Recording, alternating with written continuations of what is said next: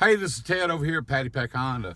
What we're going to do today is we're going to show you how to set your clock. We got daylight savings times fixing to approach us on Sunday. So one of the many questions we get asked is, hey, how do I reset my clock? And that's a big question that always comes up. So what I want to do is I want to take a couple of seconds of your time and show you how to do this. This is on your LX model CRV. All right, simple. First thing is you got to make sure that you cut the ignition on. Make sure that you're in park. Okay, and once you do that, right down here on the bottom button, you'll see it says menu clock. Okay, just touch your clock button. It says right here, it's adjust. This right here operates like a mouse, so you can go to either settings or clock adjustments. And then what you're gonna do is you're gonna punch the center button, and that's kind of like an enter. And then right here, you just go in and adjust the time to whatever you want to. You hit enter, then you also put enter again for your minutes, and then just hit set.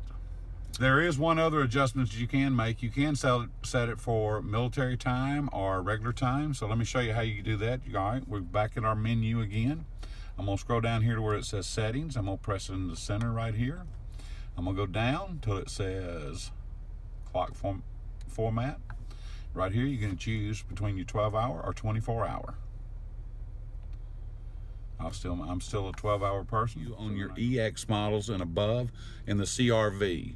All right, there's two ways to do this. One is everybody that has a CRV knows that you have CarPlay. Once you plug in your system through the USB port and you plug in your phone, it's gonna automatically update your time, okay? As long as you have that feature turned on. The other way I wanna do is I wanna show you how to manually set it. Real simple. Okay, so what we're gonna do is we're gonna hit our setting button. We're gonna go right here where it says clock. And now this right here, what you can do is you can go in, adjust the way your clock looks. You can either set it as an analogical clock, you can set it as a digital clock, or you can set it as a small digital, okay? Or you can have it where it's off. I like it as the digital myself, so I'm just gonna put it as okay. Here's where you can make a manual clock adjustment so you can adjust your time, okay? If you're in a time zone area, well, here's what you can do. You can go to and set your manual time zone. You're just gonna hit next. And we're in Central Time Zone, so I can hit Central Time Zone.